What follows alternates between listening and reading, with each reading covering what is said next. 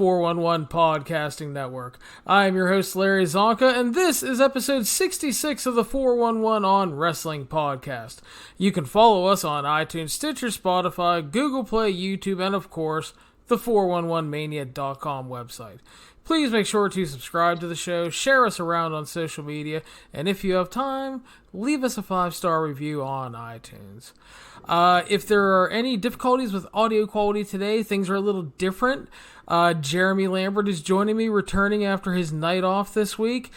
Jeremy was at AEW in Charlotte, and then he traveled to Baltimore for StarCast and Full Gear, and he is coming to you live from the confines of his automobile. Jeremy, how are you today?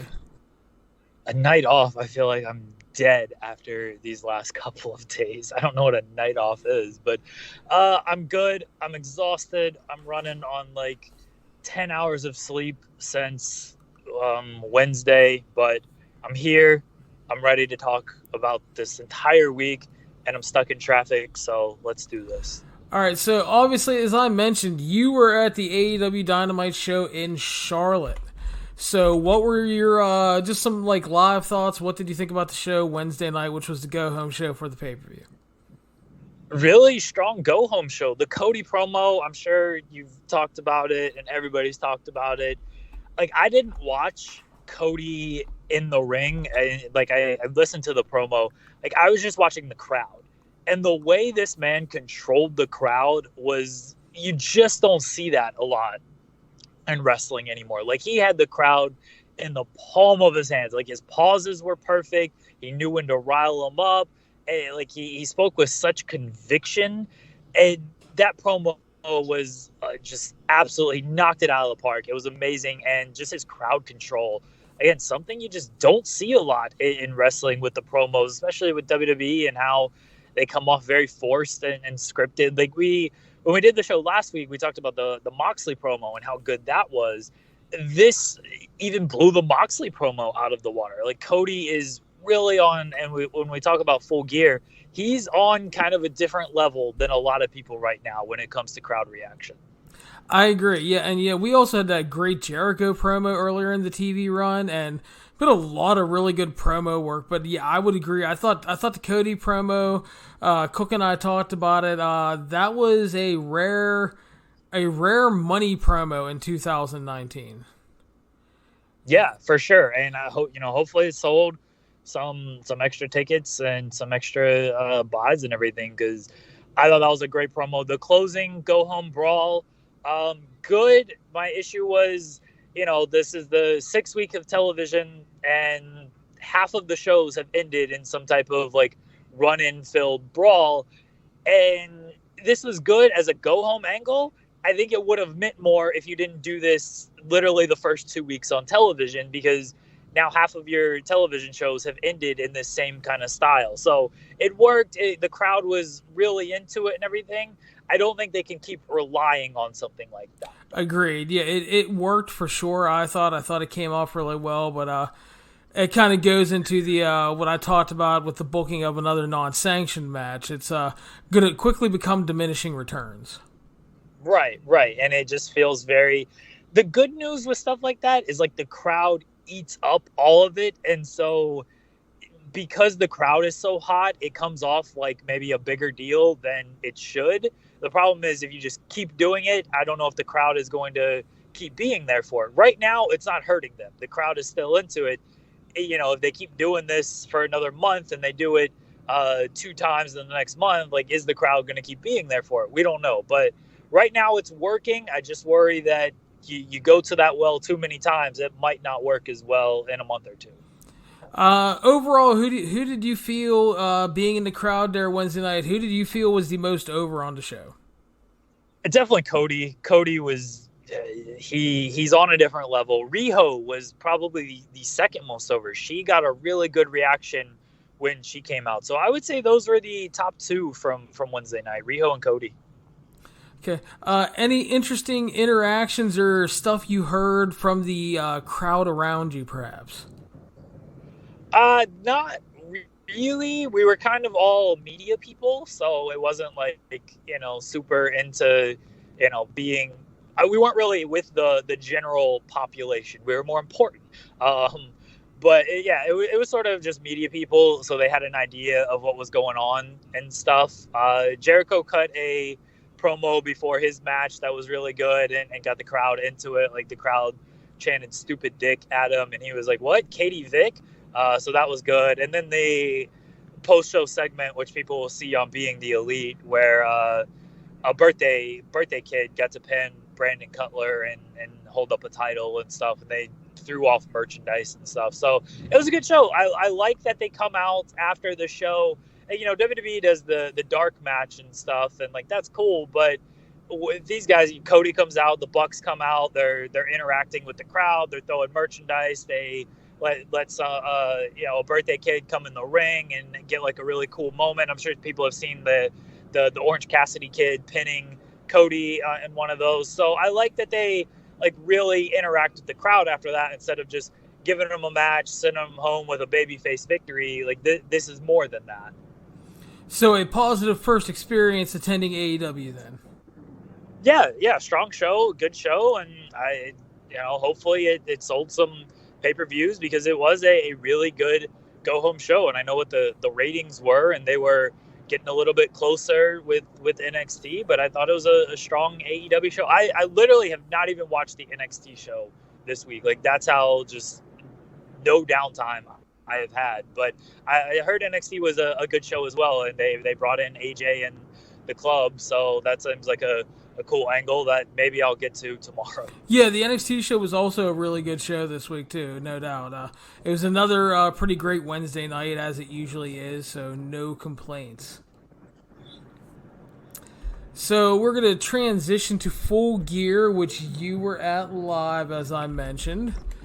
And before we kind of go like match by match and all that stuff, I'd like to do some like kind of broad strokes, and I'll go first. I thought the show was really good overall. I enjoyed the show. I thought that obviously the Cody versus Jericho match was the highlight of the night for me. I really liked the main event as well. It's not going to be a match that's for everybody, which I fully understand. I thought it was a thumbs up, really fun pay-per-view. I wouldn't call it a must-see pay-per-view. And afterwards, I was really looking at things, and the one thing I kind of came away with is, I guess the best way to put this is, they need some editing. In terms of, okay, this is a wrestling company. It's basically run by wrestlers, which is giving a ton of freedom to the performers that a lot of other performers don't get at this level. And on one hand, that is spectacular. But then on the other hand, you look at the card, and I didn't think anything was bad on the card. I thought, like, quote-unquote, the worst matches were Baker and Priestley and Spears and Janela. Not that they were bad, but technically, if you want to talk worst. But just looking over, it's like, you need some editing. The opener with the Bucks and Pride and Powerful did not need to go 21 minutes. Paige and Pac didn't need to go 19 minutes. I would have trimmed a little time off of those, because you still would have had a long enough pay-per-view. I thought Cody and Jericho needed to be kind of long, because you were teasing that going 60-minute thing. So I thought going over 29 was okay in that situation. Moxley and Omega was fucking crazy, obviously. I thought it was great, but I also didn't think it needed to be 39 minutes. I think towards the end it got a little self-indulgent. Kind of like the Bucks and Cody and Dustin match at Fight for the Fallen, which just kind of felt like it was going on for an eternity, and I thought if you easily clipped 10 minutes of that, it was a much better match. So I think there needs to be, like, I think that when they need to lay this show, I don't know if it needs to be Tony Khan. I don't know if they need to bring in just, like, somebody else with some booking experience to, like, not book the show, but to be like a sounding board. So that when they're laying this stuff out, they're like, listen, it's like, yeah, Santana and Ortiz and the Bucks need time, but do you guys really need 21 minutes? Especially when you're the opener and you're not exactly to go out there and throw out a banger. It was a very good match. I thought they did a lot of stuff right in it. But it wasn't like they went out there to have a classic, so you didn't need that time. And I thought kind of the same way with Paige and Pac, and then again, you go to Moxley and Omega, didn't need to be that long. So they need some editing at some level, was a takeaway I had from this. I really enjoyed the show, though, but I think that they need that. Yeah, that's fair. It started, the first match with B and Britt Baker started at 7:30, and then the pay-per-view was over by 11:30, so maybe a little bit after. But from bell to bell, essentially, it was a 4-hour pay-per-view, which doesn't seem that long. But like talking to people afterwards, they all said the show was too long. So even though it was 4 hours, and we've generally accepted 4-hour pay-per-views at this point, like the days of 3-hour pay-per-views are just long gone.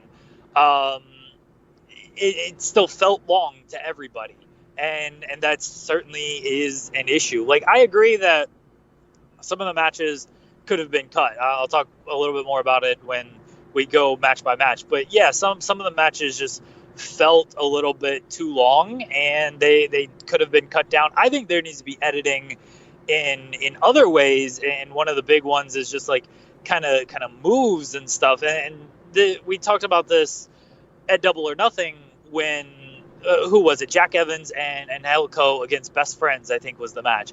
And like they're doing this balls to the walls crazy match, and it's like, okay, like you're just kind of where are these guys now? Like they're like at the bottom of the totem pole in the tag team division, and they're out there busting their ass in this first match, and it's like, yeah, okay, I understand wanting to make an impression, but then you kind of cheapen the rest of your tag team matches. And that sort of happened in the opener when Britt Baker is hitting a Canadian Destroyer and B. Priestley is kicking out. And it's like, you just used a Canadian Destroyer as a transition move. Like, that's what this move is now. It's a transition. Like, this was the coolest finisher in wrestling a decade ago. And now it's a transition move in the pre-show match. It's like, what is going on here?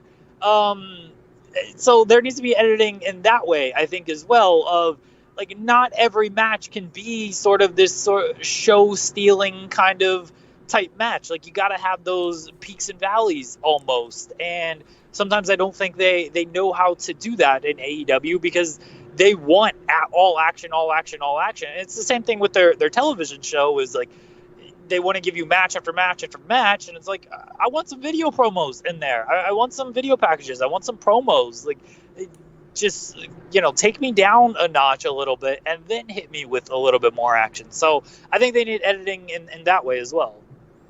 Definitely. I don't disagree at all. So yeah, it's like, and don't get us wrong. I mean, I love a lot of what they do. I enjoy the hell out of the TV show every week. I really have a good time watching it. I never feel like it drags at all.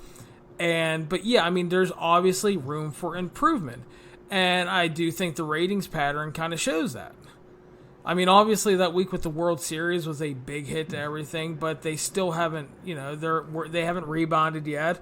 And NXT got that boost because they were on the main roster shows, and then you had AJ and the club come in. So, I mean, it's just, you need to, obviously it's a good show, it's an enjoyable show, I think a lot of people like it, but it's far from perfect. Which is pretty much what we've said every week, Jeremy, despite the fact that I'm on the payroll.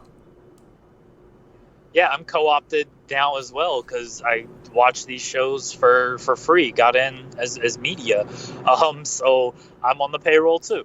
Yeah, it's not a perfect wrestling show. It's very good, borderline great, and the crowd is into everything. And I think that really helps is that because it is so new and so fresh, like the crowd is still with them and they get the benefit of the doubt that WWE often doesn't get and honestly doesn't deserve after years of kind of not delivering on stuff. So that benefits AEW right now.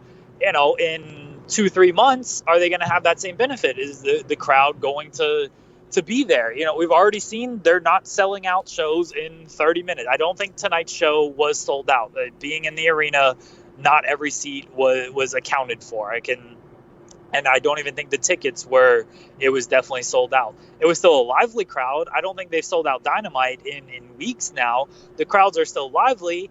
but the kind of honeymoon period, as Chris Jericho called it, is winding down. And once that winds down, then once that fully ends, then you've got to show, then your real show is going to kind of be exposed of, okay, what kind of stories are you telling? What kind of characters are you getting over? And how is this all being laid out to work? Because now people aren't just going to be like, oh, it's AEW, it's new, it's exciting, it's fresh. People are going to be like, all right, what's the hook? And I think another thing to consider, because I do want to be fair, is while there are criticisms, I do think we also have to accept that this is a TV product that's only 6 weeks old. They still need to find themselves. They have to lock into an identity. They have a certain set of rules they're trying to establish. So, I mean, can there be improvements? Obviously, we talk about it every week to where, like, you always mention, you want some more buffering, you want some more video package stuff, and definitely they could. I was dying. I wish they would have ran a video package on Emi Sakura and Riho because they had such a great history. And Kenny Omega put out this tweet like he was doing something awesome, breaking down their feud, and I retweeted it. I was like, basically like, hey, Kenneth, it might have been a great idea to, run this down on Dynamite this week, or episode of AEW Dark on Tuesday, or that fancy countdown special that was only 40 minutes long and was perfectly designed for this and had plenty of time for it. Or maybe that second fucking hour AEW Dark you had this week. Yeah, we'll talk about it when we get to the match, but that match was completely cold, and that's I think one big problem for Dynamite right now, and I didn't get to say this, or not Dynamite, but just Dynamite and AEW in general, and I didn't get to say this in the review, but prior to Wednesday, like they announced matches on Wednesday, but Tuesday night, the only matches announced for the show were all of the elite guys, Bucks, Cody, Omega, and Hangman. Like those are the 5 elite guys. Those were the only matches announced. And it comes off as very like, all right, these are your important guys, and that's fine. These are also like your most over guys, and you got to start getting other people to be cared about. Like, the Bucks, they're not going anywhere. Cody's not going anywhere. Omega, these guys aren't going anywhere. And, they're involved with Jericho and Moxley, other guys who, like, they're fine. They're not going anywhere. Those are the top guys for a reason. But you've got to start establishing the people under that and getting those people over. Because otherwise, the only things people are going to care about are if it doesn't involve the elite guys, then it doesn't matter. Yeah, I think it's fair criticism. So yeah, again, it's only 6 weeks old as a TV product. They have a lot to do. And before we fully get into the pay-per-view, Jeremy, I had a text message that had a very important question for you. Were you at the Excalibur Jimmy Havoc brawl with Jimmy Seafood? I was not there. I got into Baltimore kind of late-ish on Thursday, and had Jimmy Seafood been walking distance from my hotel, I definitely would have gone.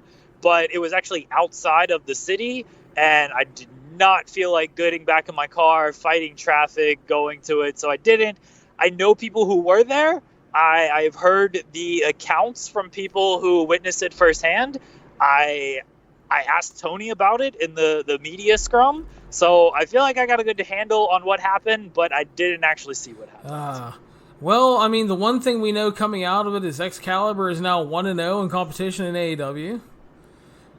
He is. He'll probably be the only undefeated AEW wrestler of all time.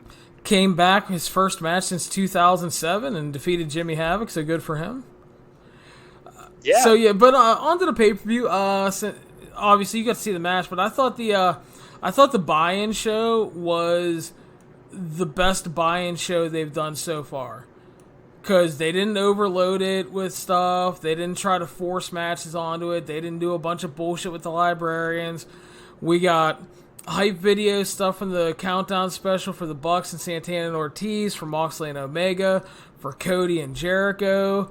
Commentary came out, and then we got a hype video for Britt Baker and B. Priestley, which was our single buy-in match. Went 11.5 minutes.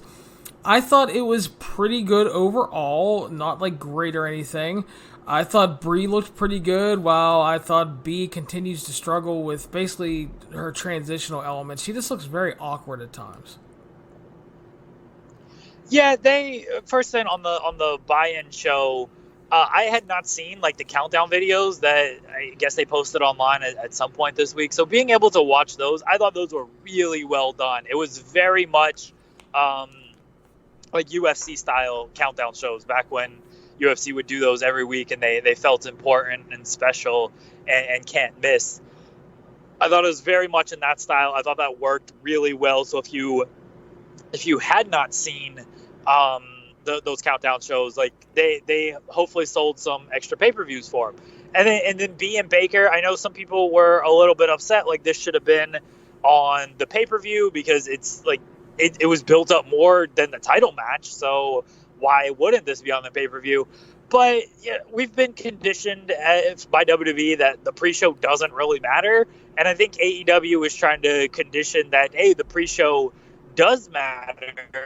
Like, this is, you're going to get a good match or a meaningful match on the pre-show, and like if this is a meaningful match on the pre-show, just think what you're going to get on the pay-per-view. So I didn't have an issue with that being on the pre-show, and more people probably watched it on the pre-show than bought the pay-per-view overall.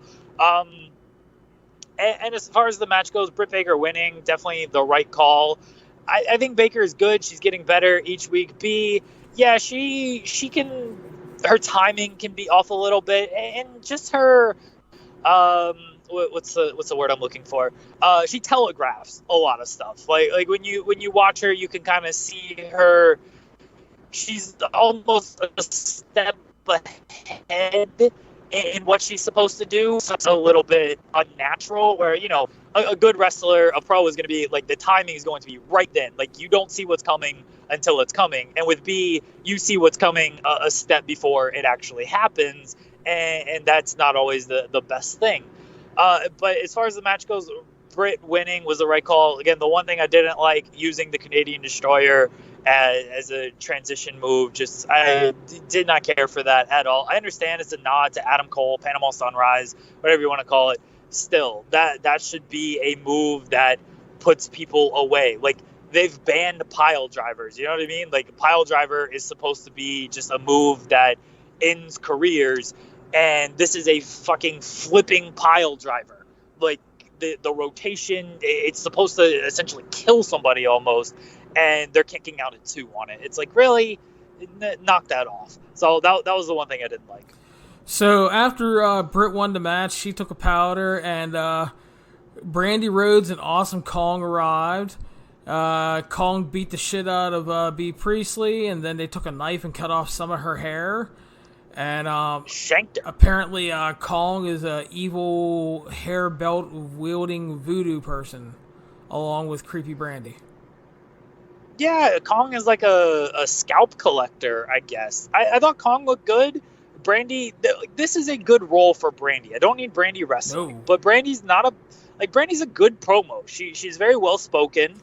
She understands that people maybe don't like her so much, and I think she plays the heel well.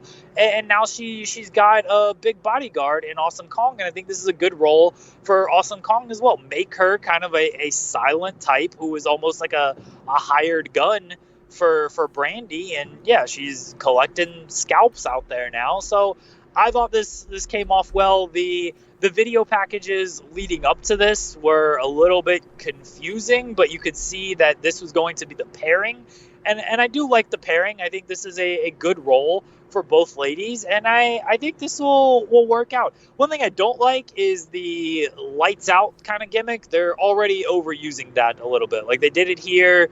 It's part of Shawn Spears' entrance. They did it with the Christopher Daniels thing. Like, anytime they want to like transition to something, it's like, oh, let's turn the lights out. And like, they have a fucking match called the Lights Out match. Like, knock that off a little bit. Yeah, fair enough. So that led to our pay-per-view opener, Jeremy. Santana and Ortiz defeating the Young Bucks, 21 minutes via pin. I thought this was a very good opening match. I thought they had a good story, a nice mix of modern action with some old school tag team storytelling. I did appreciate that they did not go too crazy here in the opener, but I do think it went a bit long, even if it was a very strong start to the show. I didn't realize that it had gone so long because it didn't feel long in the building. So I think that is a credit to all four guys. They worked hard. The one thing that was a little confusing was they babyfaced Santana and Ortiz a little bit early with the referee not acknowledging their tags. Like usually that's a heel spot. And I get why they did it. It was to show that, hey, Rick Knox knows tag team rules. And then, of course, it didn't matter by the end of the match anyway. So I thought that was just a little... You didn't really need to do that because you were trying to show that the referee knew the rules and AEW actually has rules. But then by the end of the match and really the end of the show, it's like, yeah, we really don't have all that many rules. And it all is kind of referee discretion kind of stuff. And it was just a weird thing of they babyfaced Santana and Ortiz with that spot. I get they're trying to do Shades of Grey. These aren't the two teams you're doing Shades of Grey with. The Bucks are the faces. The Santana Ortiz are the heels. Like there's no Shades of Grey in this whole thing.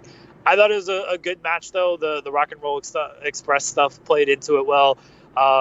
Ortiz is really good with his selling and just his mannerisms, and same with Santana. Like all four of these guys work really well.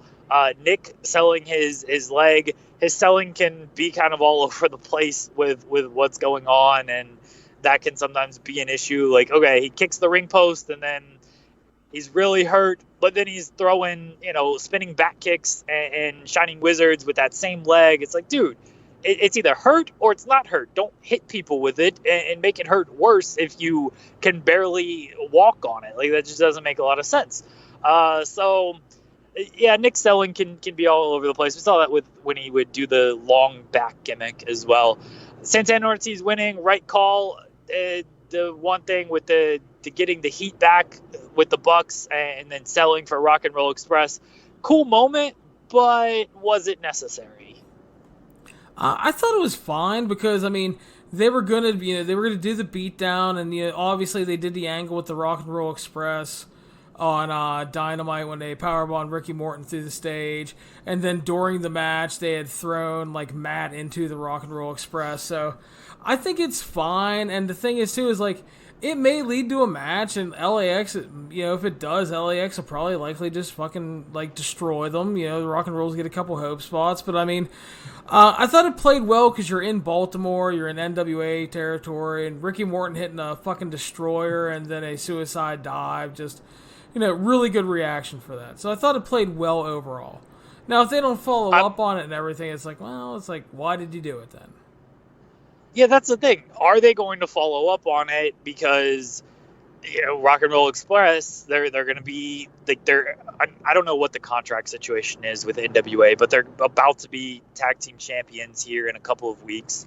And, are they going to be allowed on AEW television? Can they work out some type of an agreement there? We don't know. And I don't even know if we'll see if they do follow up on it. I just sometimes just let the heels win and then that be that. The Young Bucks, that they really need to get their heat back. Why can't the heels just be the heels and they beat up these old dudes? They beat the Bucks and now it's shit. Who's stopping these guys? Instead, they're selling for 60-year-old Morton and Gibson. And, okay, sure, thank God. I think Santana took the Canadian Destroyer. Glad he kind of caught him there a little bit because that could have ended poorly. And this is another issue I have with Baker doing the Canadian Destroyer. It's okay, that should be a cool move. But we literally just saw it a half hour ago, and it got a 2 count. So is the move really that cool? Yeah, again, which goes back, I said fair enough when you made the criticism the first time. I would not have done that and that's the other thing too with a pre-show match. You don't need to open up all the guns in a pre-show match. It's fine that you want them to have a good match, but if you're going to do this spot, yeah, you definitely should not have done that. Right. So we move on. Hangman Page defeated the Bastard Pack in 1850 via pin. Your thoughts, Jeremy? match. This one did feel a little bit long, and I think that was an issue. But overall, still a good match. Like a better than average television match. I would say a little surprising that Pac got the win, or Hangman got the win over Pac, because now Pac is obviously no longer undefeated. And, they're going to do a rubber match on Wednesday. I don't know if that's been officially announced on their Twitter account, but Tony Khan said it in the media scrum that that's happening. So there you go. And I guess whoever wins that might be in position for a title shot. Some really good spots. Hangman looks good. Pac is obviously really good. And I like that Hangman, he blocked the low blow despite the ref back being turned. They did that nasty brainbuster spot on the outside, which was really cool. So strong match, but probably went a little bit too long. Yeah, I thought it was really good overall, but like at the same time, I thought it was missing something to get it to that next level to where I'd consider it being great. And I get that they're going to do the rubber match, which is fine, but it's like it's going to be their third match in 7 weeks.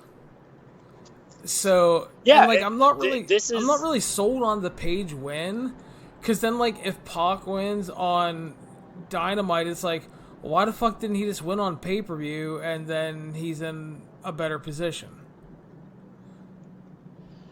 Yeah, I agree. Like it is. This is something we would 100% knock WWE for, is their third match in 7 weeks, and this is something WWE does all the time, and they get criticized for it. So AEW should come under the same criticisms, because it is very 50-50 booking, and okay, somebody is going to win the rubber match, and then hopefully it moves on from there, but it still doesn't like make it as strong as it could have been. Like either put a guy over or don't, especially with these win-loss records. Like they really had a chance to make Pac a strong contender coming out of this. It's like, man, 2 wins over Hangman, and a win over Omega. Like that's a really strong resume. And now if he loses on Wednesday, it's like, okay, well, now he's down the list because he's lost twice to Hangman. But Hangman can't really face Jericho because Jericho's already beaten him.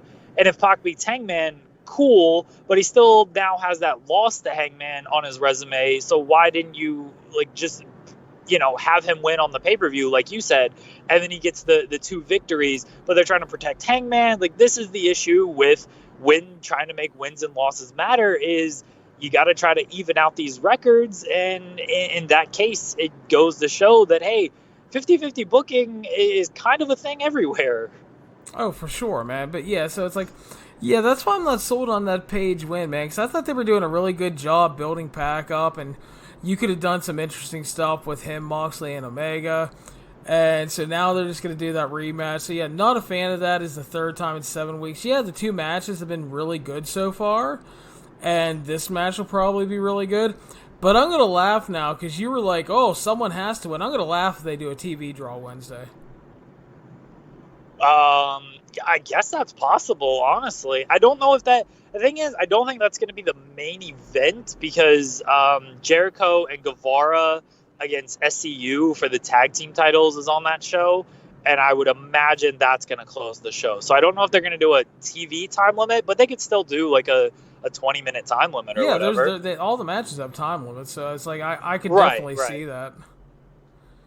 I just laugh because you're like, someone has to win. Yeah, that's true. Like someone doesn't have to win technically. Like they can do a DQ or something. But AEW has told us like they've done very well with most matches having a finish outside of the time limits, obviously. But I don't think they've done like a DQ type thing. They haven't done a count out type thing. They haven't done a double DQ or anything. It's been time limits, and yeah, they could most certainly do another time limit here. So we'll say you're right. Somebody doesn't have to win. They could do something out of to where a double DQ or a time limit finish for sure. Yeah. So yeah, very good match. I was not sold on the booking afterwards, and especially now that we talk about it even further, because I didn't know that they were going to do that rematch Wednesday. That makes me not like it even more. Yeah. Next up, Shawn Spears defeated Joey Janela at 11:44 via pin. The best part of this match was Tully Blanchard got involved, and they were starting to fuck up Janela, and they hit a spiked pile driver on the floor with Tully doing the spiking like back in the day with Arn. And then Spears hit a running DVD for the win. Tully's fucking great. I thought the match was pretty good, kind of like Priestley and Baker, but it was, at the same time, it was rather flat until Tully got involved in the finish. The match didn't suck. It was the worst thing on the show, though. It had no heat, and, I mean, what did they really expect? Like, the only thing that has been shown on television with these two is Shawn Spears beat, who the hell did he beat on Dynamite? Like, I was there and I can't even remember.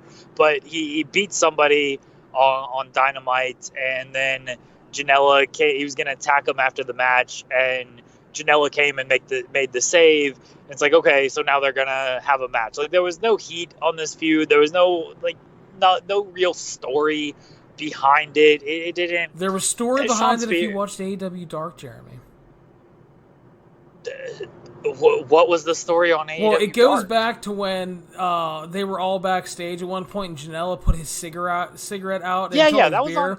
And then that was on Being the Elite. Yeah, so then at the end of Dark, after Janela won his tag match, he was backstage smoking, and Tully came up to him. Shawn Spears attacked and beat the shit out of him, and they grabbed a pair of pliers and tried to rip his tongue out and shove the cigarette down his throat.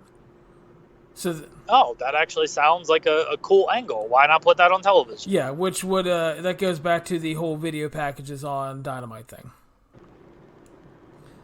So, yeah, again, like, you have TV for this reason. Don't put this stuff on Dark and Being the Elite, and then expect me to. It's almost like a Marvel Universe type thing. And yeah, I'm going to compare AEW to Marvel Universe. But you know what I mean? Like, Marvel Universe, you got to watch, like, every single movie. Now they got all these TV shows, so you got to watch all the TV shows to understand what's going on in the movies as well. And then you also got to, like, read the comics to understand what's going on. It's like, you have one central thing that you can just run, and that be that. Like, I'm not trying to watch every single thing Marvel. I'm not trying to read every single Marvel comic book so I can understand what's going on in this fucking movie as well. Like, I'm not trying to watch Dark and Being the Elite and Dynamite. Like, okay, I do it because it's part of my job. I didn't watch Dark this week because I was so busy, but that's what happens. Like, some of this stuff gets missed, and, like, if I'm missing some of this stuff, you know, imagine how, like, a casual is feeling of, like, you know, they're probably not watching much of Dark. They're probably not watching Being the Elite. So the only thing they've seen from this feud is Joey Janela coming out and running off Shawn Spears after he tried to behead somebody with the chair. And then that leads to a pay-per-view match. That's not much of a hook for that audience. And it showed in this match because it got no reaction. Like, nothing got any reaction outside of Tully. And Tully gets a reaction because he's Tully, not because he does anything or he's some type of, like, important figure in Shawn Spears' life. Honestly, he's wasted with Shawn Spears because I don't think Shawn Spears they need to quit trying to make that happen. It's not there. He's a solid hand, as Cody said. They proved that when they had Cody beat him, and that's who he is. So I thought this match felt like 20 minutes. Honestly, it felt long as shit. I had no time for it, and yeah, I'm even upset Janela lost because Joey Janela is actually someone they can potentially build a mid card around, and he's very, like, he's a likable guy. He's got a great personality, and then Shawn Spears is just Shawn Spears. Yeah. He doesn't want to be the 10 guy, and yet he keeps doing the 10 thing because that's the only thing people react to with him. Pretty much.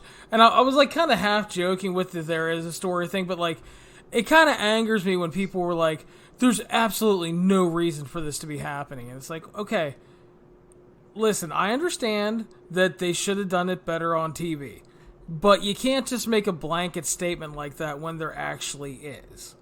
But no, I mean, again, it's their responsibility to get it on TV because, like you said, not everybody is going to have time for AEW Dark. It's a nice supplemental program, but with all the other wrestling, that's going to be one of those shows that falls by the wayside for a lot of people. So yeah, they need to get highlights of that show on It goes back to the highlights on Dynamite thing. They need to get highlights of that show on Dynamite because a lot of the stuff would help out. Like Emi Sakura picked up a win on Dark, and then she pinned Rio. So after she pinned Rio, they should have showed a replay of her winning on Dark as well and be like, well, she's on a roll, and that's why they're facing Sunday or Saturday. You know what I mean? Dynamite is the show that if you're going to, especially on a pay-per-view match, sure, they had a story. Obviously, like I saw the Being the Elite segment. I didn't see the Dark segment. But if you're going to build that stuff, it's got... Well, the Dark segment was probably, what, like 45 seconds? A minute? Yeah, it was like if a that. minute. Yeah, you can't put that on Dynamite. A minute, you can't cut a minute from a match. You can't tell someone to speed up their entrance a little bit or something. Cut an entrance. They've cut entrances in the past. Yeah, like you've gotta, especially if it's gonna be a pay-per-view match. Okay, if it's gonna be a TV match, it's still like, if you want people to care about this stuff, give people a reason to care about this stuff on the television show. If you don't watch the television show, Janela and Shawn Spears was cold. Honestly, I thought they could have just cut this entire match from the show and they could have put it on Dynamite, and they could have even done a thing of, show the Spears and Janela stuff, like set it up on the pay-per-view. And I know that's a whole thing of, oh, you're using the pay-per-view to build television. All right, you're using the pay-per-view to build a television match between Shawn Spears and Joey Janela. You're not fucking... It's not WCW where you're building Hulk Hogan against Goldberg on the pay-per-view to show on television. Like they could have just done that. Like, this match just was not necessary for the pay-per-view. And it came off cold. It got no reaction in the building until Tully got involved. Just absolutely none. And then... Shawn Spears, no one cares about this guy, and yeah, it's just not a fan of really this entire thing, honestly. And again, these are the growing pains of a television product that are only 6 weeks old, and this is the kind of stuff that I hope that they're looking at and realizing, like, hey, this match was cold. Maybe we should have done something on TV for it. So hopefully that they're going to start picking up on some of this stuff because, it is becoming an issue in parts. We got a Kip Sabian interview. He is now aligned with Penelope Ford, and she dropped the line, said, why can I be bad when I can be super bad? So possible Kip Sabian, Joey Janela feud in the future would be possible, I think. We know Penelope Ford has a type, I guess. She likes the bad boys. Yeah, it hints at a Janela and Kip Sabian feud. Again, this is where the announcers got to do their job of really explaining this. This is where video packages got to come in. And this came off kind of cold as well because Janela had just lost. So if you're going to feud with these guys, then... okay, you're feuding with a guy like Janela keeps losing. Honestly, I don't think he's won a singles match. I think he's won maybe a tag match or something, but he keeps losing these matches. And so maybe you tell the story of he loses these matches because his girlfriend is cheating on him with Kip Sabian, and so his head's all fucked up. Maybe they can tell that story. I don't know what kind of story they're going to tell, but this is something that they're going to have to really explain if that's where they're going to go with this feud instead of just dropping little hints like this, because not everyone will know this backstory. Yeah. Well, it would have been nice if Jim Ross said something, but, he had to be Grumpy Cat, so...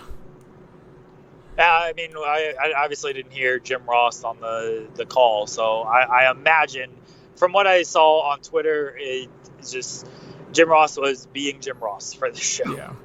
He wasn't as bad as he's been on other shows, but it's still not good. I mean, he's not doing his job.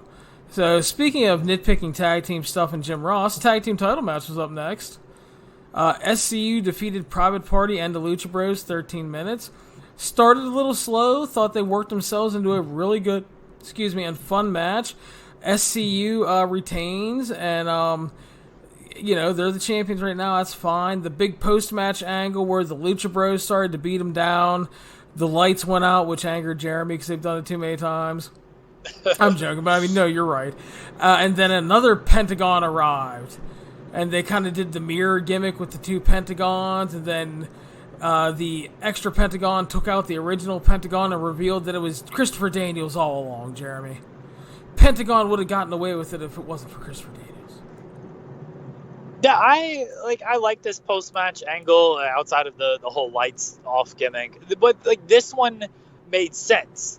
But this is why if you do it so often, honestly, the one that just ruins it is the Shawn Spears gimmick, because why did the lights need to go out just to introduce Shawn Spears? I think Jim Ross has said that before when he's done the commentary. He's like, oh, the lights out, what's happening? And then he's like, oh, it's Shawn Spears. Like, yeah, that's pretty much how everyone is. Like in the arenas, yeah, the lights go out and the crowd like makes some noise and stuff, and then it's revealed that, oh, just Shawn Spears coming out, and like the arena is just silent. It's like, oh fuck, it's this guy.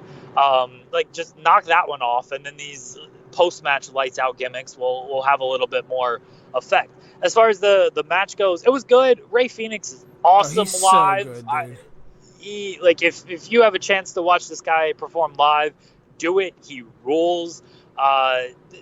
Yeah, good match. Again, another match that just kind of, it had heat because people like the performers, but what was the story in this match? The Lucha Bros lost in the finals, but they got kind of a rematch, and then Private Party, they won the runner-up match, and so they just got inserted. It's like, okay, it almost made the entire tournament feel less than, because the two finalist teams met anyway, and then the third place team got a title shot as well.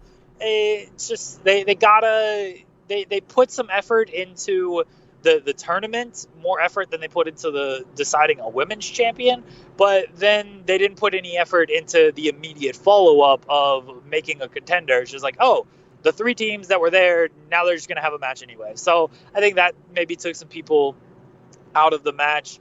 It was a good match, though. It was fine, and SCU winning was the right call. It was too early to beat them, and we'll see. Kind of again, they're going to face Jericho and Guevara on Wednesday. I'll be interested to see how they book that, because Jericho has been super protective, and obviously Guevara can take the loss there and not be, that's not going to. It'll count on Jericho's record, but no one's going to think that Chris Jericho is less than because Sammy Guevara took the pin. But that does hurt Guevara, who just keeps losing, and it still seems too early to take the titles off of SCU. So we'll see where they go with that on Wednesday. But that should be a good match. And then Pentagon and Daniels might happen on Wednesday. They sort of hinted at it, but Tony, he didn't confirm that one. He confirmed the other two, but they did hint at Daniels and Pentagon. All right, fair enough. More insider info from Jeremy at the event. Yeah. So next up, we went to the women's title match. Riho retained the title, defeating Emi Sakura, 13-25 via pin. As we already talked about, this was a cold match coming in, because the sad thing is these two have such an awesome history. And, the big build was Kenny Omega making a fucking tweet with a spreadsheet that I'm sure Mookie Ghana made for him. So it's like, big fucking whoop, Kenny, this is supposed to be your fucking baby, dude. I mean, the saving grace for them is that Rio's really good and over. Emi Sakura is obviously very good. So they had a very good and smartly laid out teacher versus student style match. Thought they had nice speed and intensity throughout. It was the expected result, but I thought the work was really good here, and that they basically won over a crowd that was disinterested going in because of the promotion's lack of build. This has been a theme in a lot of women's matches, is that the matches have come in cold, but the women work really hard and the crowd gets into it by the end of it. Emmy got almost no reaction. I'm not trying to bury this match or anything, but when the video package for this match aired, everyone went to the concession stands. That was the biggest, obviously I'm exaggerating when I say everyone, but that was the biggest, everyone get up, go to the restroom, go to the concession stands, whatever. That was the biggest pouring from the arena into the concession area prior to a match. Because it was very noticeable how many people were getting up and going elsewhere when the video package aired. Emmy got no reaction when she came out. Riho gets a good reaction. Riho is over. They've done a good job with her. And by the end of it, people were reacting. This match flew by. I thought it was actually shorter than Spears and Janela because one felt like 20 minutes and the other felt like 10 minutes. But this one was actually a little bit longer. They had a really strong match, and again, they got the crowd into it by the end. Riho losing was never really in doubt because I didn't think they were going to put the title on Emmy this quickly, especially with the way Riho's gotten over. And you tell that Riho Awesome Kong story, which I assume is what they're going to be building to, and that'll be a cool visual and something that will actually be built. But that goes back to the Elite thing. Oh, Brandy's involved, so of course it has some type of meaning. There wasn't much reason to care for this. Kenny Omega's spreadsheet or whatever, sure, cool. But otherwise, this was a cold match coming in, and it is that's what it was. And, they got a lot of criticism for that, and they should have gotten a lot of criticism for that because this is your women's title match, and you didn't really give it a story. And then you tried to almost shoehorn a story in there on Twitter a couple hours before the event, and it's like, okay, like, do this stuff on television, say this stuff on television. Did Ross or Excalibur mention any of this? Excalibur ran down a bunch of the stats in the opening portion during the introductions and stuff, so he gave us some background. But yeah, this match actually had the deepest history of anything on the whole fucking show. And the fact that it didn't make any video cut into the countdown show, that there was never a video package on either episode of fucking Dark, and nothing on Dynamite, and the only build was Kenneth making a little tweet. I mean, that is what pissed me off, because you actually had a great student versus teacher story here, and then you were just like, I mean, seriously, that was annoying. And then, people were like, well, maybe they weren't sure if they were to do the match because of visa issues. Fuck you. Don't get into that shit. Riho's in the States. They had Emmy booked. They just fucking dropped the ball. I'm sorry. I enjoy fucking Dynamite every week, but this company is not fucking perfect. I don't know where a visa issue came from. Riho's been here the entire time, and Emmy's been there for weeks. I don't think visa was any type of an Jeremy, issue. Here's the problem. Here's what we're running into, and this is what I see all throughout my comments section. You have one side that everything AEW does is revolutionary and is better than everybody. And then you have the WWE Defense Squad that rushes in there, and they have the exact opposite comments on everything. Every review I post for AEW starts out with a super high rating. And then about an hour later, it starts trickling down, because I watched the little fucking gimmick on the site. And it's all these guys that come there and post the negative comments, and they're not even commenting so much on the show. They're like, this show sucks. It was headlined by a garbage CZW match. It was probably a 2 out of 10. And then somebody asks them, did you watch the show? No, I didn't need to. Well, you're really fucking insightful then, aren't you? So you have these people that are rushing to both sides, and it's like, first of all, calm the fuck down. It's professional wrestling. That's the big thing. Fuck you, Jarvis. God damn it. So, but it's seriously, calm the hell down. No company is fucking perfect. Surely WWE isn't perfect. New Japan isn't perfect. AEW isn't perfect. MLW isn't perfect. Impact isn't perfect. Nobody is fucking perfect. ROH is perfect. No, I think we can agree Shane Taylor is perfect. Yeah. But it's just, you get this weird fucking battle every fucking review I post, man. It's calm down, people. I agree with you. Everyone feels like they have to go to one extreme or the other, and it's some stuff is just good and some stuff is not so good, and in the end it's all fine. One thing to speak on Emmy some more is people don't get her. There's no explanation of who she is. When she came out on Dynamite this past week in the arena, I thought she was like in Tai Chi ripoff, coming out with the lip syncing and stuff. And then I saw the mustache and the "We Will Rock You" kind of chant and everything. Oh, I was like, oh, she's doing Freddie Mercury. But even people around me at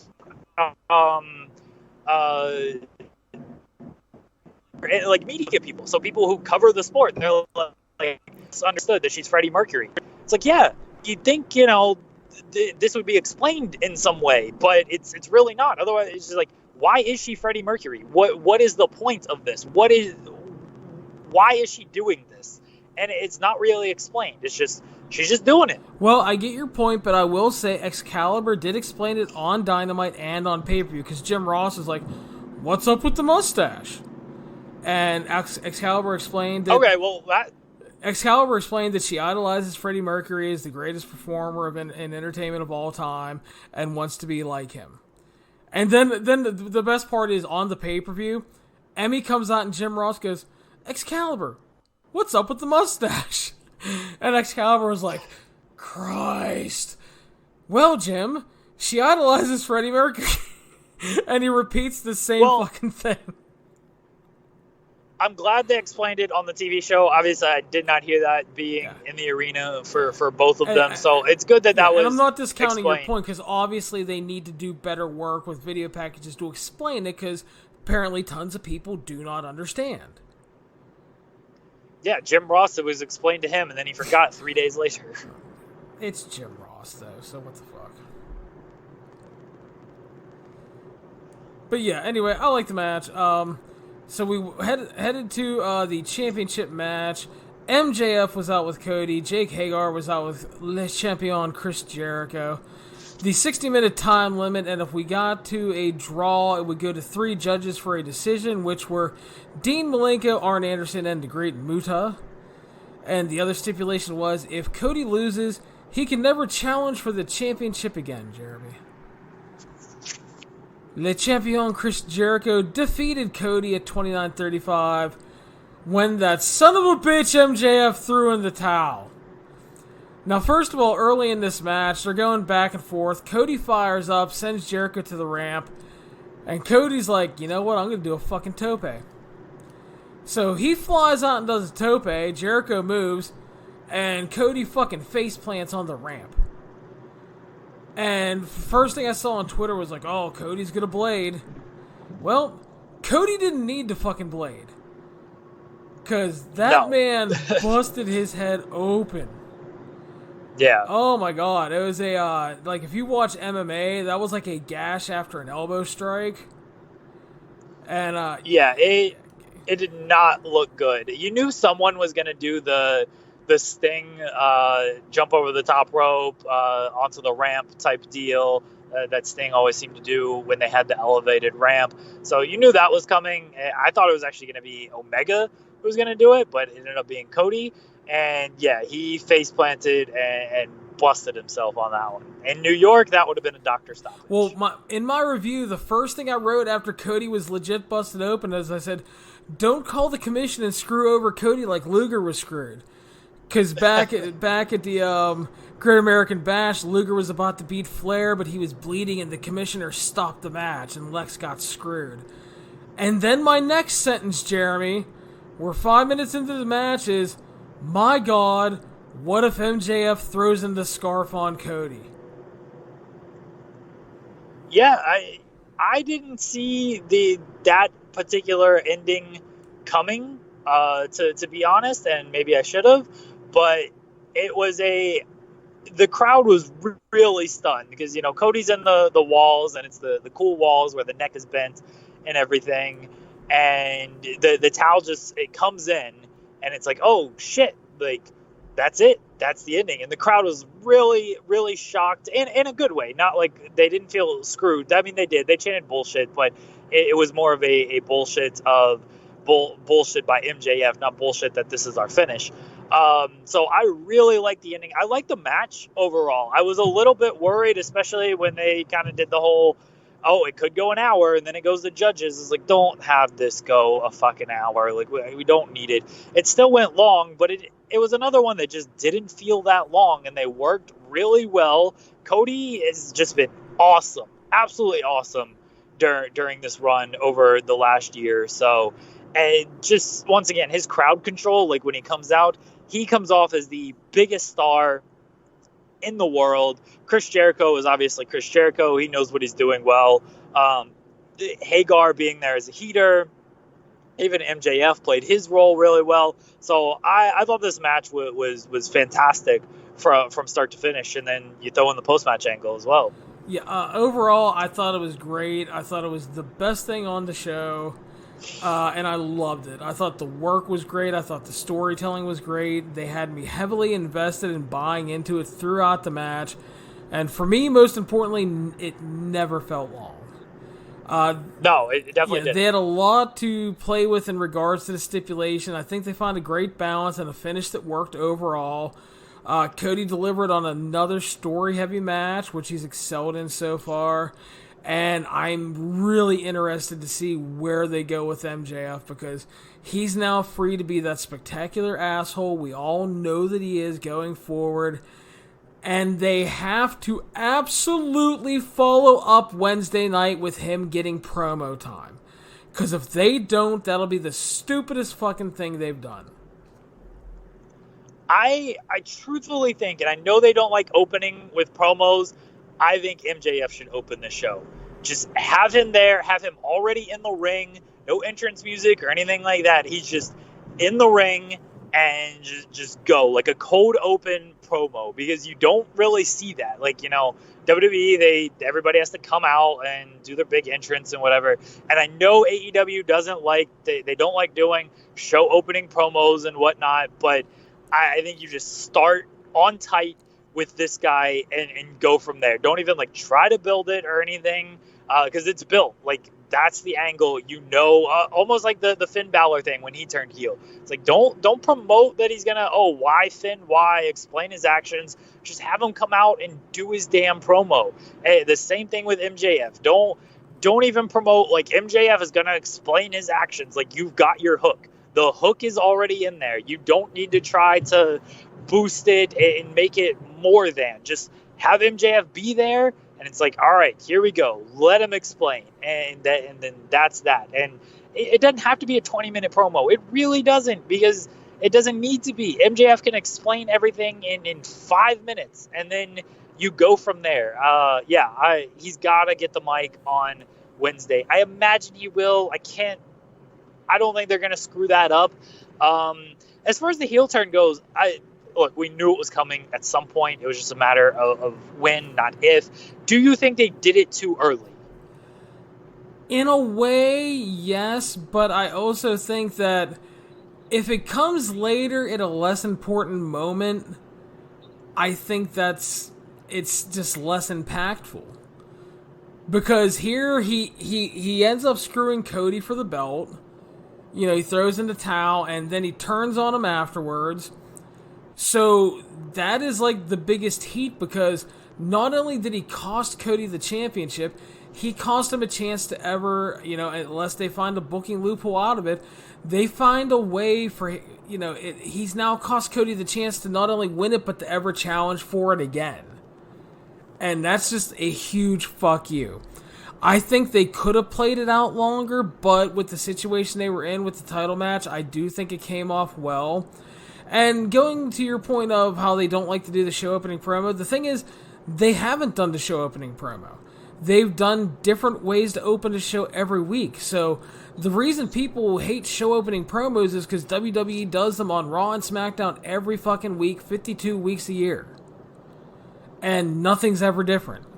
Maybe once or twice a year they mix it up, but otherwise it's the same shit. That's why people hate an opening promo. Like you said, I think if he's just in the ring, arena's dark, little spotlight hits him, and he's just standing there with a shit-eating grin on his face, and let him do his work.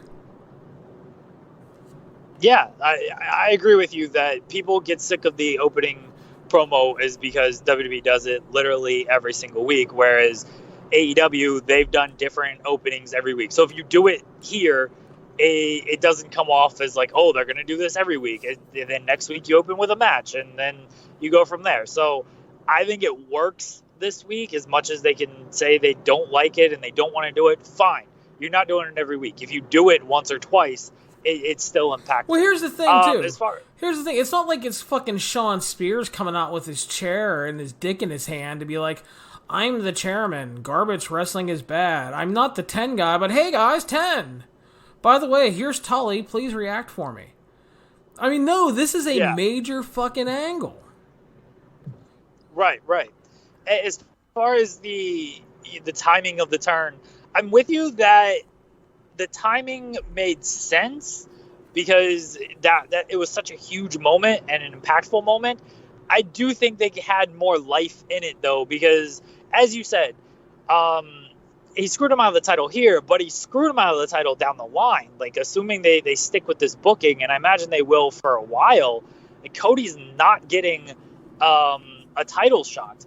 Here's why I think that they could have gotten more out of it, is now you can kind of argue, like, oh, MJF, like, he screwed me out of the title, I can get a title match, whatever. Like, if you draw this out for another couple months, because, you know, Cody hinted at the big 5-on-5 match, the War Games, or the match beyond, whatever. Like, you do that then, and then it all harkens back to MJF feeling like, oh shit, like, oh, he threw the towel in then, and like it almost becomes more impactful. Like, damn, he not only screwed him over then, he screwed him over long term, and like this is a whole long term game plan for MJF to like really just keep screwing over this guy from the inside almost. So I do think it had more legs to it. I don't think it completely, it didn't take away. It still came off really well, but I also do think they left a little out there. And, could they have screwed that up and done it, pulled the trigger too late? Because we've seen that before. Sure. And you never want to do that. And so because of the reaction it got, they clearly pulled the trigger at the right time. But did they have more left on there? I think they did. But I'm not saying that it was a mistake to do it here either. Yeah, I think they likely could have played it out further, but I do think it worked in the moment. And like everything, Jeremy, the follow-up is the key. So if he comes out and delivers like a great fucking promo to start the show, and then they do some kind of angle with Cody comes out and he's fucking infuriated, maybe we get a little brawl or whatever, I don't know. But they just need to follow up and get the path because, as you said, Cody's been great so far. And I think MJF has the chops to be a great heel. He's done some really, really, really good stuff outside of AEW as far as heel work goes. Now he's going to get a chance to shine. He's obviously going to be given time and an opportunity working with Cody. This could be a really, really great underneath feud like Moxley and Omega was to the title picture. And again, you need layers, so I'm all for it, and it's a huge chance for MJF to step up and deliver. I think Cody should book the entire organization because anything he's done has been the best thing on, it seemed like, maybe not the Sean Spears match, but the angle going into that was great. The match sucked, but the stories Cody has been able to tell has been fantastic, and we're going to get that again with this MJF feud. So whatever Cody is doing is working. Omega and the Bucks, it's fine, but Cody is like, his stuff is really on a different level as far as connecting. Yeah. Well, I think the thing too is what I'm thinking of is, well, first of all, number one, we talked about making stars and stuff, and this is obviously going to be a big opportunity to make MJF a big star, which I'm all for.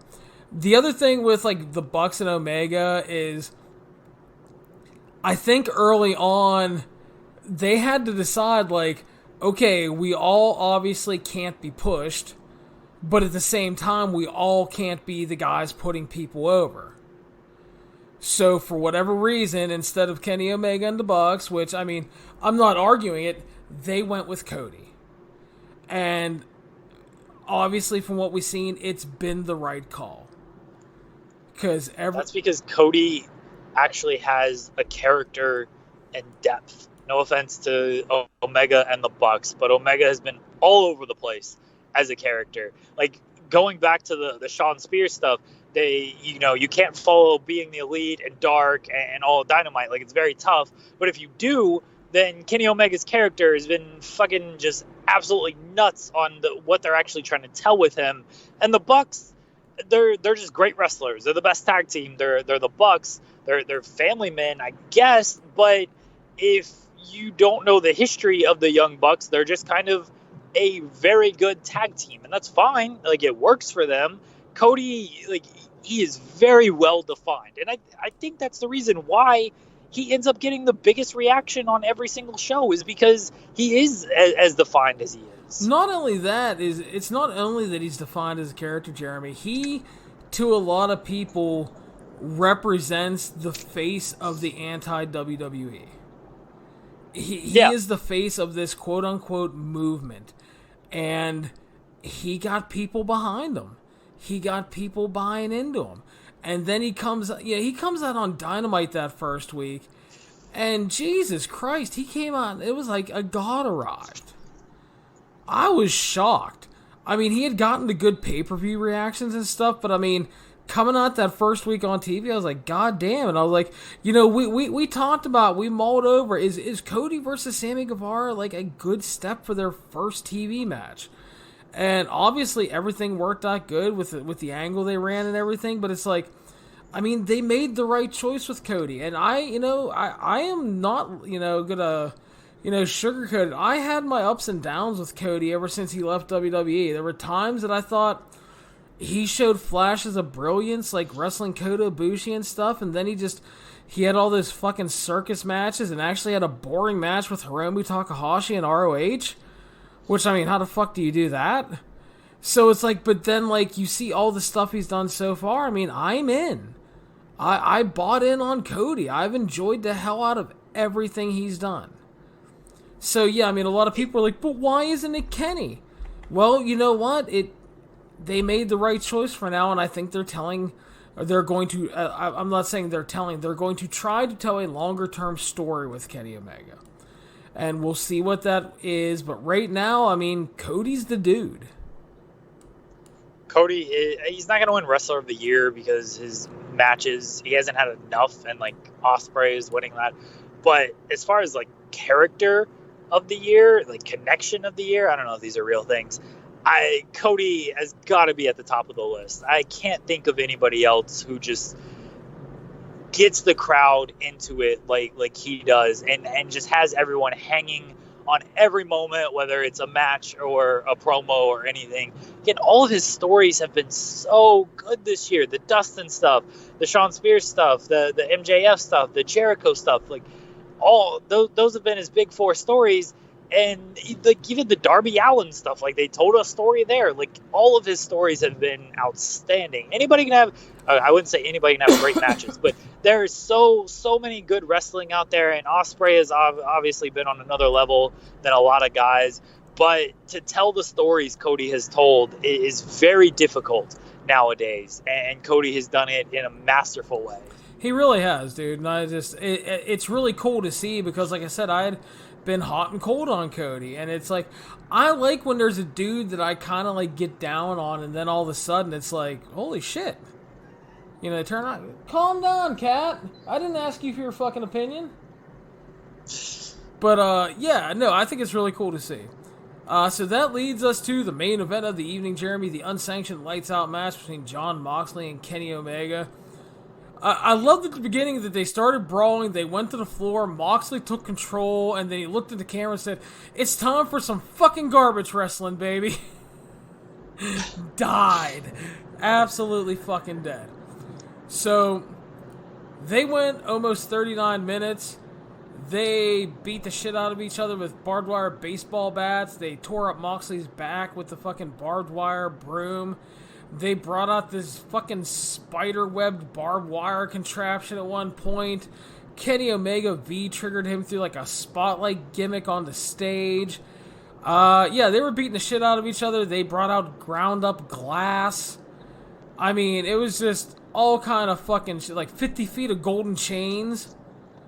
They were chain wrestling. Yeah, exactly. I wish when he was choking Kenny out, he would have said, "I thought you wanted to chain wrestle, Kenny." Because I would have laughed. Because, like, Moxley's shit-talking is greatly entertaining. But, yeah, it's just, they did a bunch of insane shit. It is a match that is not going to be for everybody. I know there's a lot of people that loved it, even more than I did. I thought it was great, but I know there was people that were like, Jesus Christ, that was like the greatest hardcore match I ever saw, 5 stars. And then I know people that just shit all over it and hated every minute of it. I thought it was great. I thought they delivered on the stipulation and violence that they promised in the build. If it had been a little shorter, would have been better, I think, because part of the reason it was long is they had a lot of spots where they were just looking for shit to do and hit each other with. So that took away from it a little bit for me. I think it's much better if it's shorter. I do think they delivered. I thought Moxley winning was absolutely the right fucking call. Because he's one of the guys, he's Jericho, Cody, Moxley, they're the fucking dudes right now. And I'm all for Big John Moxley picking up this win. The WWE guys. I really enjoyed the match. It's not my cup of tea. I watch a lot of the GCW stuff because I think GCW is a really cool promotion that does innovative stuff. But I get a little uncomfortable when they do like all the doors and the mouse traps and the light tubes, especially. That was like the only thing missing from this match was the light tubes. So like the glass stuff when Kenny's like cutting his hand and bringing out the barbed wire spider web, it was very like set up and whatnot. It took a little while. Like there was some contrived stuff which you would expect in a match like this.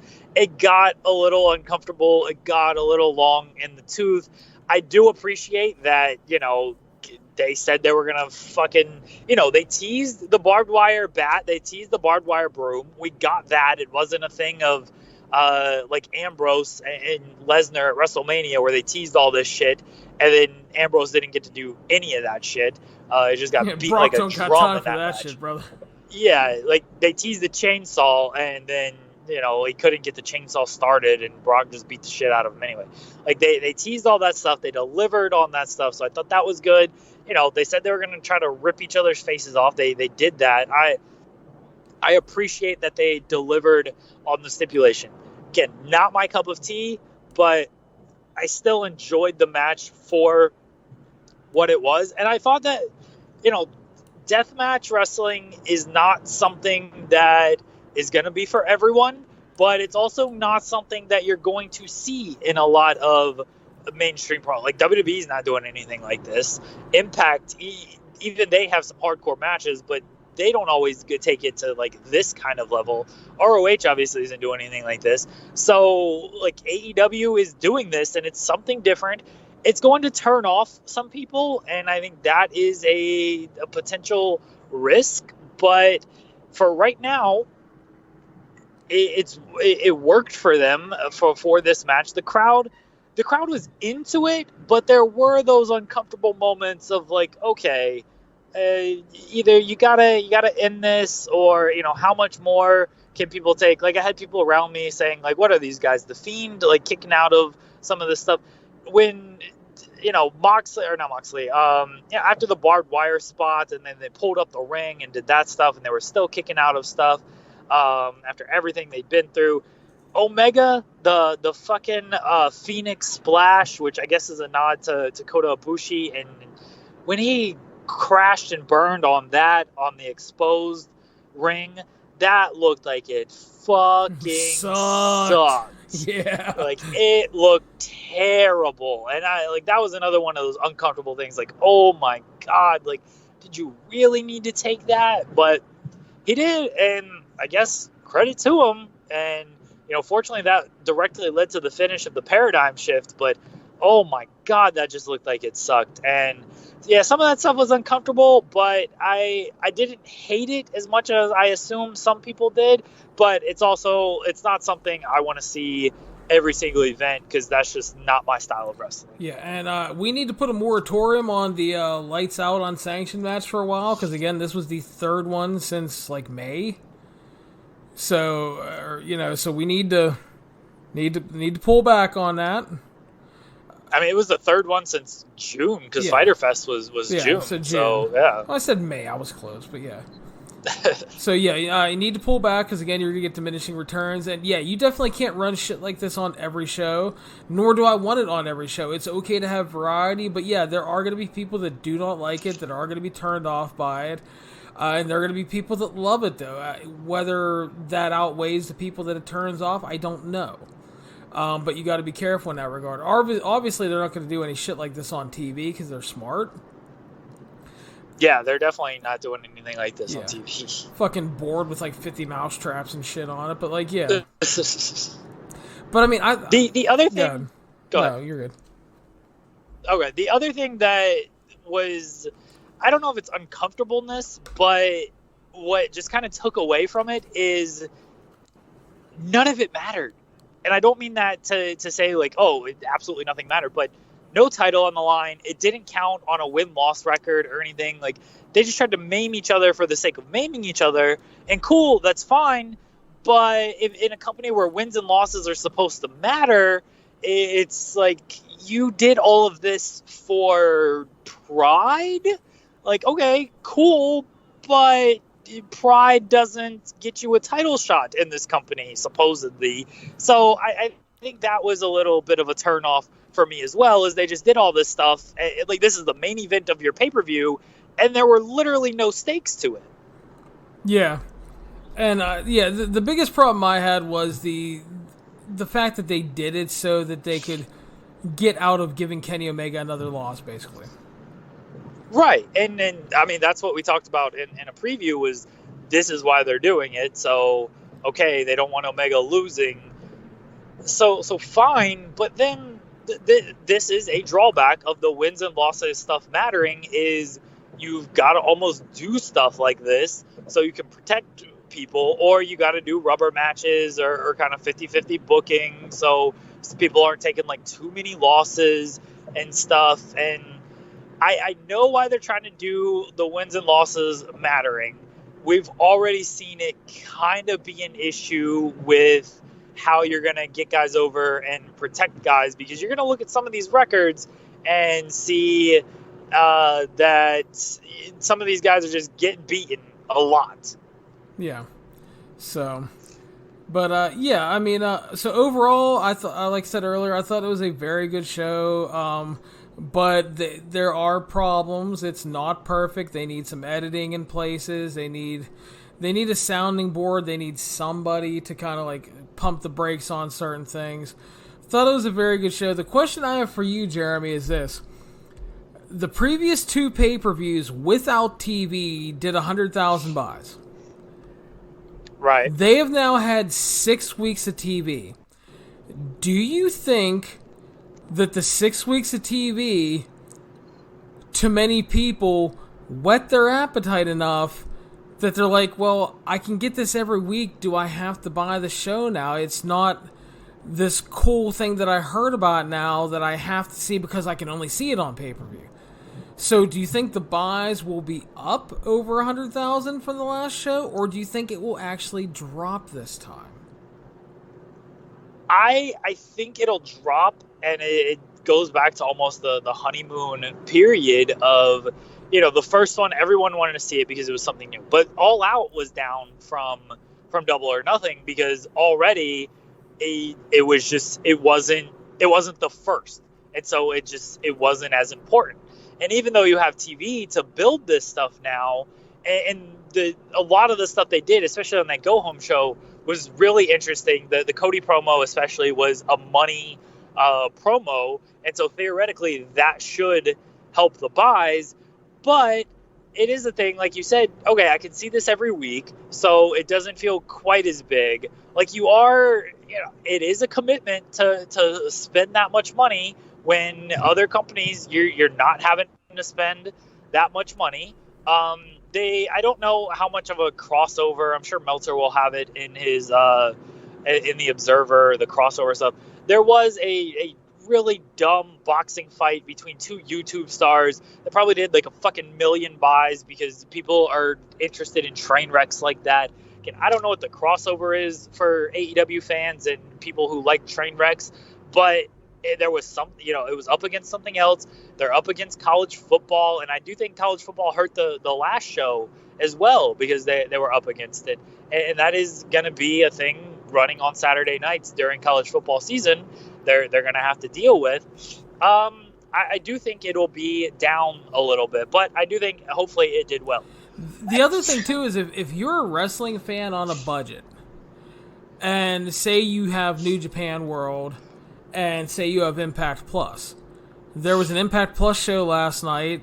There was a New Japan show last night. And there was an Evolve show even. So if you're a wrestling fan on a budget and you already have those services, maybe you opted out of the $50 price tag because, well, listen, I'm already paying for these services so I can get this wrestling. And, you know, if I want AEW, I can watch Dark and Dynamite and I'll be caught up. That's fine. So that's on top of the boxing thing and the college football that you brought up. Yeah, I'm sure it'll do fairly well. And, yeah, theoretically, television should increase buys. But, honestly, the newness, the freshness factor, it almost plays more of an increase than anything because just look at the ratings. The ratings are strong, and now 6 weeks later they're doing half of what they did for the first show. And okay, the World Series cut into that, but even then, like even after the World Series, like people weren't coming back to the show, and that's kind of an issue. Is that you had 6 weeks, they're getting praised by all the, like, critically, I don't think they've had a quote unquote bad week of television, and yet they've lost almost half their viewers in those 6 weeks. So something somewhere isn't clicking, and they're always going to have their core fan base, and those people are going to keep buying the shows, and like it'll be they'll keep getting those buys. But right now, it doesn't look like they're retaining or drawing much after that, and I do think that could be an issue. I'd still give it more weeks of television, like being up against the baseball playoffs hurt. You know, NXT is going to be coming on strong now with the main roster guys, at least up until Survivor Series. After that, we'll see. But this is why I said December is going to be like, let's see where both companies are at December, because theoretically there's really no competition Wednesdays by December. Survivor Series will be over, and this is even before we knew NXT was going to be part of Survivor Series. But the main roster guys theoretically won't be on NXT after that, and we will see kind of where both shows are. But you know, Double or Nothing was the newness factor. All Out, which theoretically should have been bigger than Double or Nothing because that had weeks of build. It had some good stories going in. You're crowning your first world champion, but they kind of screwed that up with the build to Hangman. And now television, theoretically, it should be bigger because you've had 6 weeks of television to build this, and you've built it really well. But the intrigue that was there for Double or Nothing isn't there anymore. Yeah, so I mean, I don't think they've had a bad week of television at all. I've greatly enjoyed the television, but as we've been talking about kind of all throughout the review here, the TV show is far from perfect, and there's something missing that is not retaining those viewers. Whether it's video packages or reasons to care about people, or maybe it's too much just straight wrestling action for some people. Like for me, it ticks a lot of boxes. I'm getting some good promos. I'm getting a lot of good to great wrestling. So yeah, that's great for Larry Csonka, but that's not great for the 600,000 viewers you've lost. So, you know, they obviously need to fix something, and, you know, so we'll see what they do. But again, I also do want to keep stating that it's a 6-week-old TV property. And if anybody expects it to be perfect, especially going up against WWE, who's been in the business for how fucking long producing TV and making money, it's not going to be perfect. There's going to be growing pains. The thing is they have to figure out what the problems are and fix them. Here's the other thing is, because you get so much good wrestling on Dynamite, you know, your pay-per-views are theoretically, like, these are your big matches. This is where you're going to get your great wrestling. Your television matches, okay, they're television matches for a reason. They're here to build towards the big pay-per-view matches. This is what you pay to see.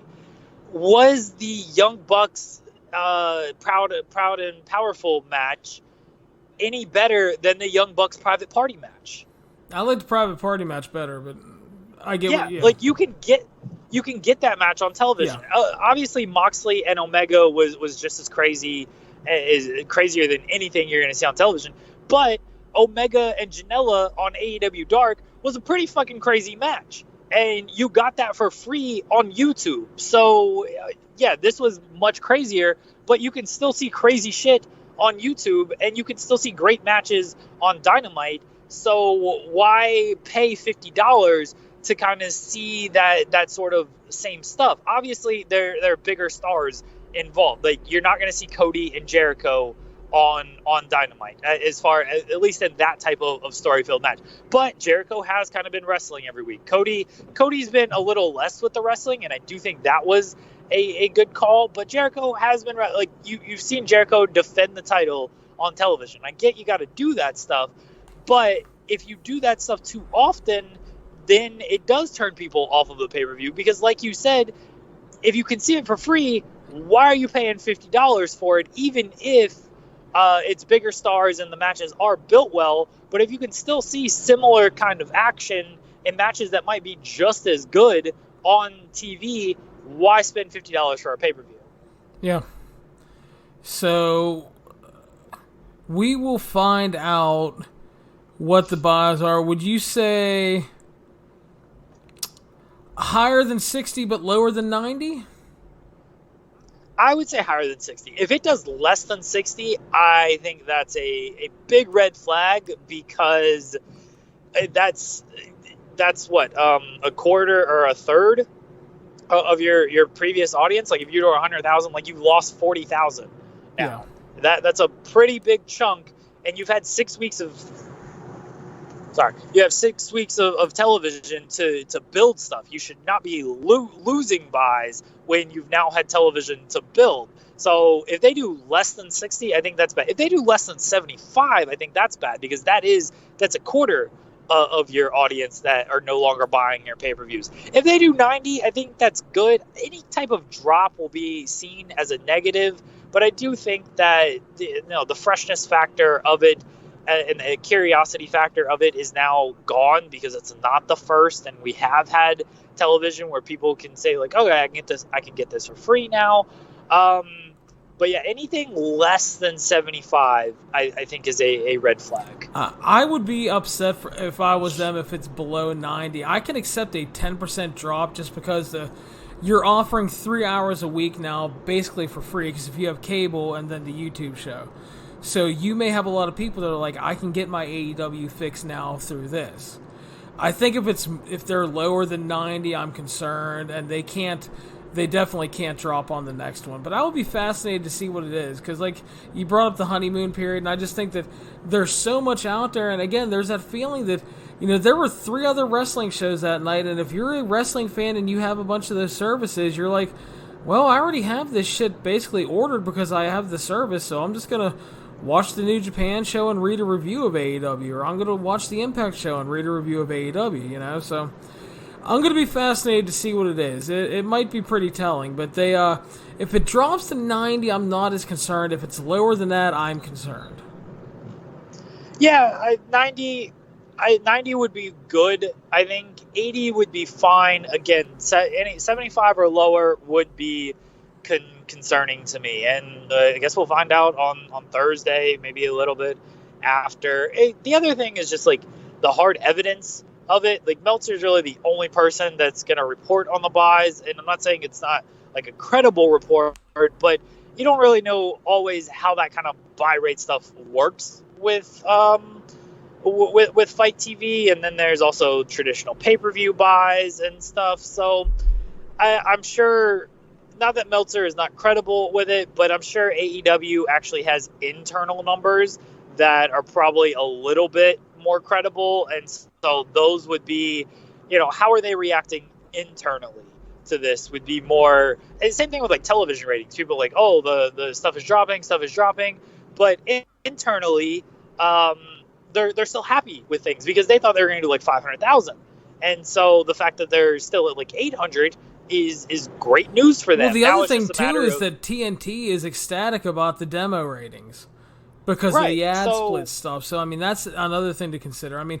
obviously the overall drop is not good, but if TNT is happy and they can at least be consistent, that's fine as long as they can keep the TV deal. Right, and you know, viewing habits have changed so much over the years to where pay-per-view just it's big, but it's only big for certain things. Like, you know, a big-time boxing fight will do well. A big-time, even UFC stuff is gone downhill because, you know, it's on like a streaming service now. There's not even like a traditional pay-per-view kind of stuff. There's more illegal streams out there than ever before. You know, I don't condone that stuff, but if you want to find that, it's very easy to find an illegal stream to watch these shows. And you know, who knows how much that's hurting?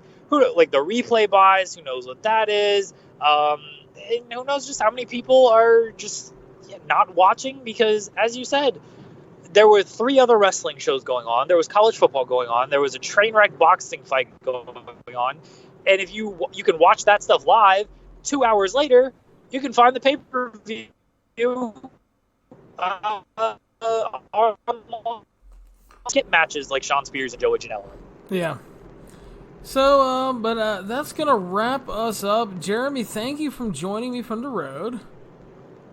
Yes, it's been good that I've had this talking because it's taken my mind off of this fucking long drive that I've had. You'll be back in the office as usual this week for our show? If I'm not dead, if I'm not just sleeping the entire week, then yeah, I'll be around. Fair enough. So yeah, we'll be back later this week. I want to thank everybody for listening to the 411 on Wrestling podcast. You can follow us on iTunes, Stitcher, Spotify, Google Play, YouTube, and of course the 411mania.com website. Please make sure to subscribe to the show, share us around on social media, and if you have time, leave us a 5-star review on iTunes. Until later this week, kids, have a good time.